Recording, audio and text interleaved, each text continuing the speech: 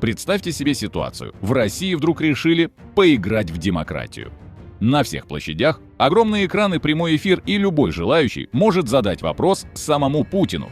Без цензуры, без монтажей, без заранее утвержденного списка тем. Так сказать, народ и власть лицом к лицу. Мы, конечно, понимаем, что такое невозможно. Но, а вдруг? Вы на канале «Утилизатор реальности», и это наш экспериментальный формат. Сегодня прямая линия с Путиным, но почти настоящая. С реальными вопросами и с теми самыми ответами, которые вы точно могли бы услышать в эфире. А если вам понравится этот формат, напишите в комментариях, какой вопрос лично вы задали бы Путину, будь у вас такая возможность. И тогда я сделаю как минимум еще 1, 2 или больше роликов в таком формате. Ну а мы начинаем. Сразу скажу, к такому формату меня подтолкнул известный блогер Борис Тизенгаузен, который иногда в своих новостных выпусках посвящает несколько минут, рассказывая, как современные системы искусственного интеллекта моделируют те или иные ситуации, связанные с нынешней войной, геополитикой и тому подобными. Ну вот и я решил попробовать. Но смоделировать не ситуацию, а придумал список злободневных вопросов якобы от жителей российских городов, которые они бы в прямом эфире задали Путину. Ну и, собственно, попросил ИИ ответить на них в духе Путина. Давайте посмотрим, что из этого получилось. Владимир Владимирович, вы говорите, что война идет до устранения первопричин. Так, назовите хоть одну, конкретно. Какие это причины, из-за которых гибнут тысячи людей и рушатся судьбы? Понимаете, вы, видимо, не до конца осознаете глубину исторического процесса. Первопричина в том, что причины всегда имеют следствие, а следствия порождают новые причины. Мы устраняем именно их. Работаем системно. Здравствуйте, Владимир Васильевич. Ой, простите, Владимирович. Скажите, почему в стране, где нефть под каждым кустом, на заправках бензин по талонам и не больше 20 литров в руки? У нас, как вы знаете, рынок сам все регулирует. И если где-то бензина нет, значит, его временно перераспределили. В целом ситуация под контролем, просто не все умеют смотреть шире. Ведь бензин – это не только топливо, но и символ движения вперед. Почему, когда арестовывают очередного вора-чиновника, он через месяц уже на яхте в Дубае? Не все так просто. Иногда у человека совпадает фамилия, иногда яхта, иногда Дубай. А если все сразу, то это уже совпадение, но мы разбираемся. Главное – не делать поспешных выводов. Здравствуйте. Я живу в Одессе, и у меня нет к вам вопросов. Есть лишь маленькое пожелание. Пиздуйте-ка вы, Владимир Владимирович, пожалуйста, нахуй. Вы знаете, у нас страна свободная, каждый имеет право на свое мнение. Главное, чтобы это мнение не противоречило закону, Конституции и здравому смыслу. А в остальном, благодарю вас за то, что придерживаетесь демократических принципов и не боитесь высказывать свое мнение. Очень жаль, что вы так препятствуете вашему присоединению к Российской Федерации. У нас каждому гражданину Конституцией это право гарантировано.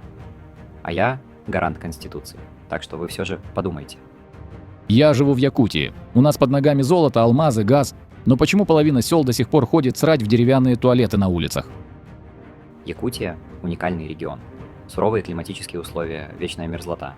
Поэтому даже туалеты там должны быть особого типа. И мы над этим работаем. Уже поручено создать рабочую группу. Вы часто говорите, что народ сплотился. Можно уточнить, вокруг чего? Вокруг себя, вокруг своей истории, вокруг традиционных ценностей, вокруг понимания, что есть враги, которые хотят нам навредить. А если враги есть, значит, живем не зря.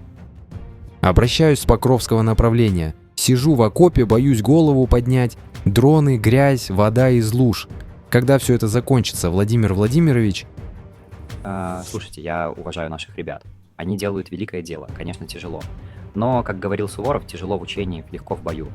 Хотя, конечно, тут не совсем учение. Но надо потерпеть. Все идет по плану.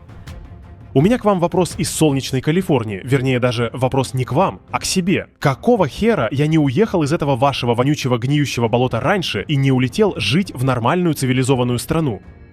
Знаете, иммиграция – это выбор. Кто-то уезжает, кто-то остается. У каждого свои обстоятельства, семья, работа, привязанности. А иногда и просто нервы не выдерживают. Хочется перемен. Но не надо себя корить. Жизнь – сложная штука, и у каждого свой путь.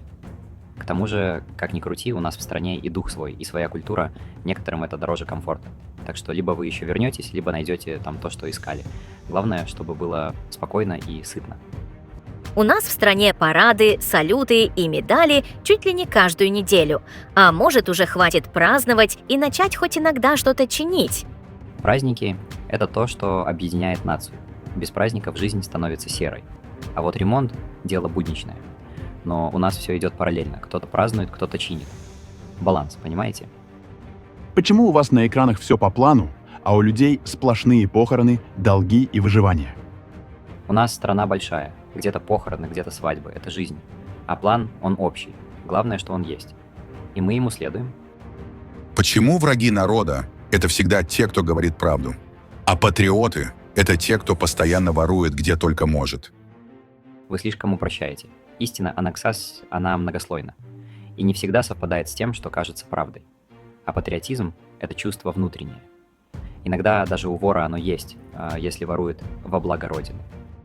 Владимир Владимирович, у нас на Востоке все меняется. Людей с китайскими лицами больше и больше. Они работают по своим законам, открывают свои магазины, у них свои порядки. Кого защищает власть? Нас или новых хозяев? Восток — это зона сотрудничества. Мы всегда приветствовали инвестиции, рабочие места и партнерство. Если кто-то нарушает наши законы, это вопрос к местным властям и к силовым структурам. Но в целом хочу сказать, никто у нас не хозяин, кроме народа и государства. Люди приезжают торговать, работать, это нормально. А если появляются проблемы, их надо решать на местах, через диалог, а не через панику. Владимир Владимирович, у нас дороги такие, что на нормальной скорости разве что в кошмарах ездить. Ямы, котлованы, мосты, которые вот-вот рухнут. Почему при таком бюджете на инфраструктуру у нас уровень дорог хуже, чем в некоторых африканских странах? Дороги — это, знаешь, как жизнь, а надо смотреть не только на асфальт, но и на подложку.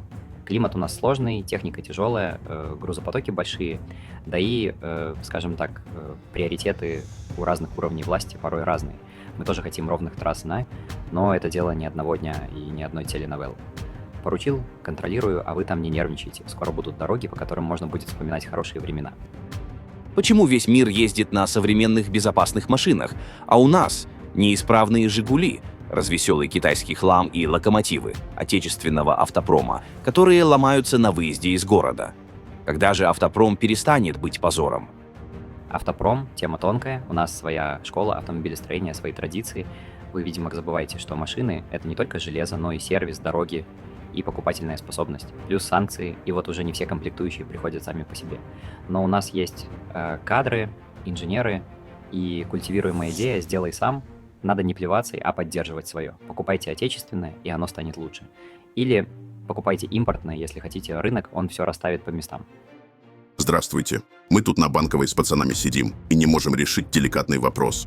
Как вы относитесь к братьям нашим меньшим, в частности, к пернатым? А если быть конкретнее, к фламинго? И подскажите, пожалуйста, по какому адресу нам вам выслать эту прекрасную птичку? Братья наши меньшие — это всегда трогательно. Фламинго красивая птица, элегантная, с длинными ногами. Но если речь идет о каких-то современных птичках военной техники, то я не склонен обсуждать адреса и почтовые реквизиты. Вообще, любое любопытство стоит перенаправлять в соответствующие органы. Экологическую службу, почту или музей естествознания. А намеки лучше не делать, а то люди подумают, что вы предлагаете нам запускать зоопарк на экспорт. Я давно заметил то, как Путин обычно, довольно быстро и не задумываясь подолгу, отвечает на вопросы журналистов. Всегда думал, что потому что все вопросы для него заранее согласовываются, и он заранее знает, кто и что будет спрашивать, а спичрайтеры заранее заготовили ему ответы. Но вот сейчас мне что-то начинает казаться, что какой-то алгоритм, да тот же ИИ, ему просто нагенерировал список стандартных шаблонных ответов, которыми можно ответить на любой вопрос. Невнятно, запутанно, без конкретики. Зато звучит вроде бы как складно и не глупо. Что скажете? Сильно мои ответы отличаются от того, что он обычно несет на пресс-конференциях. Ну вот такой вот получился у нас сегодня нестандартный ролик. Эксперимент, так сказать, в прямом эфире, без купюр и без телесуфлера. Пишите в комментариях, как вам идея зашла или полная хрень. Если формат понравился, тогда обязательно оставляйте свои варианты вопросов Путину. Самые меткие, жесткие или просто смешные я выберу и включу в следующий выпуск Телемоста. А чтобы этот выпуск точно состоялся, не забывайте поддержать видео, поставьте лайк, подпишитесь и, конечно, включите колокольчик, чтобы не пропустить момент, когда Путин снова выйдет на связь, хотя бы у нас. А вы были на канале «Утилизатор реальности», месте, где мы задаем вопросы, на которые Кремль боится услышать ответы. Быть добру и слава Украине!